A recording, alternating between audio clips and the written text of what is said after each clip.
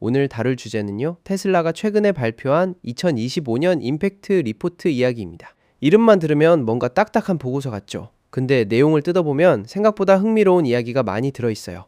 특히 자율주행 소프트웨어인 FSD, 그러니까 풀셀프 드라이빙 슈퍼바이즈드 버전이 단순히 차를 안전하게 몰아주는 것뿐만 아니라 사람보다 훨씬 부드럽고 효율적으로 운전한다는 사실이 이번 리포트에서 숫자로 딱 나왔거든요.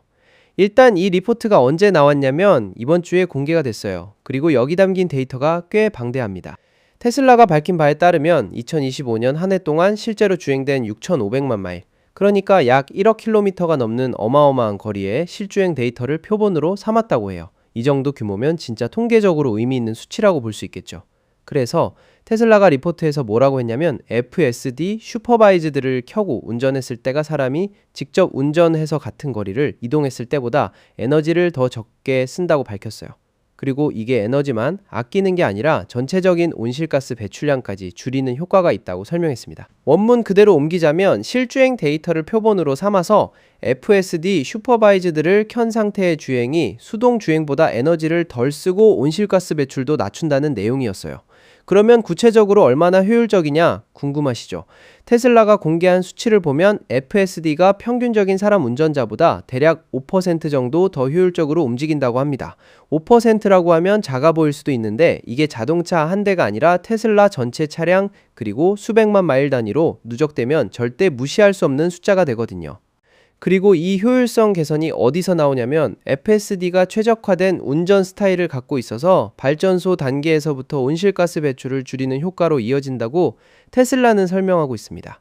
그리고 여기서 되게 흥미로운 디테일이 하나 나오는데요. FSD의 효율성이 가장 정점을 찍는 구간이 있다고 해요. 바로 시속 25마일 사이 킬로미터로 환산하면 대략 40에서 56km 정도 되는 구간입니다. 그리고 테슬라가 이 구간을 콕 집어서 언급한 이유가 있는데 이 속도대가 딱 우리가 평소에 시내나 주택가에서 흔히 주행하는 전형적인 도심 및 교외 주행 속도 범위와 정확히 겹친다는 거예요. 그러니까 우리가 매일 마트 가고 회사 가고 할 때 달리는 그 속도에서 FSD가 가장 효율적으로 작동한다는 뜻이겠죠? 자, 그럼 이런 효율성의 혜택을 받는 게 최신 차량 소유자들만인가? 그것도 아닙니다. 테슬라가 최근에 FSD V14 라이트 버전을 하드웨어 3 컴퓨터를 탑재한 구형 차량들에게도 롤아웃하기 시작했다고 밝혔어요.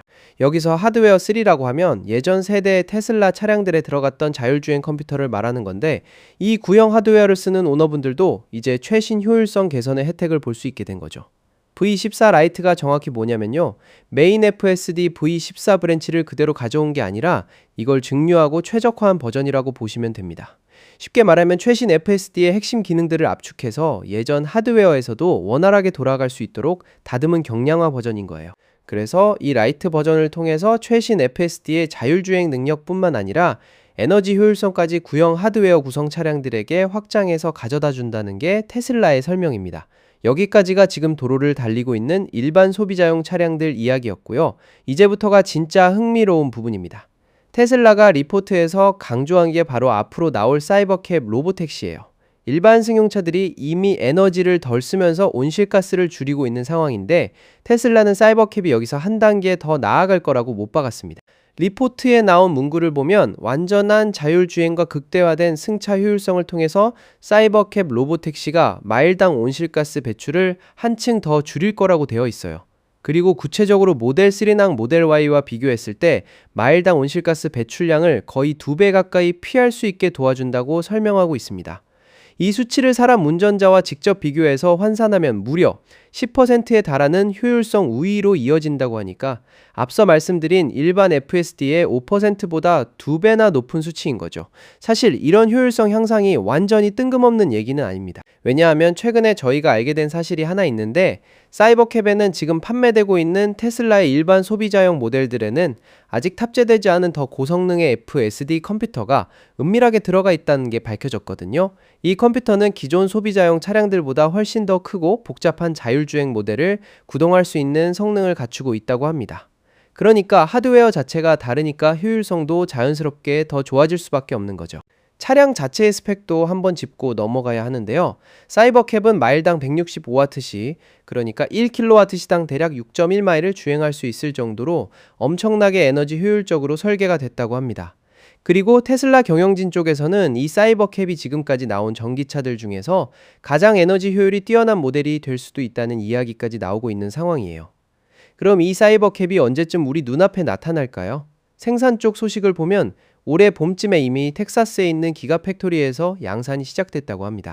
그리고 지금 테슬라는 공식 출시를 향해서 굉장히 빠르게 움직이고 있는 중이에요. 도로 검증 작업도 몇 달째 활발하게 진행되고 있고요. 최근에는 실제 양산형 사이버캡 차량들이 오스틴 지역 공도에서 테스트 주행을 시작했다는 소식도 전해졌습니다. 이게 지난주에 있었던 일이라고 하니까 정말 최근 소식이죠.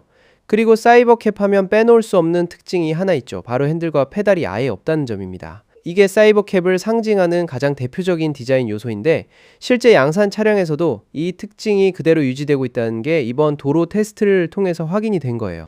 정리해보면 지금 우리가 타고 다니는 일반 테슬라 차량들도 FSD를 켜는 것만으로 사람이 직접 운전할 때보다 에너지를 덜 쓰고 온실가스도 덜 배출하고 있고 그 격차가 대략 5% 정도 된다는 게 6,500만 마일이라는 방대한 실주행 데이터로 확인이 됐습니다. 여기에 하드웨어 3 구형 차량들도 V14 라이트를 통해서 그 혜택을 나눠받기 시작했고요. 그리고 앞으로 등장할 사이버캡은 더 강력한 전용 컴퓨터와 극한으로 최적화된 설계 덕분에 사람 운전자 대비 10%에 달하는 효율성 우위를 보여줄 걸로 기대되고 있습니다. 개인적으로는 이 숫자들을 보면서 자율주행이라는 게 단순히 편하다,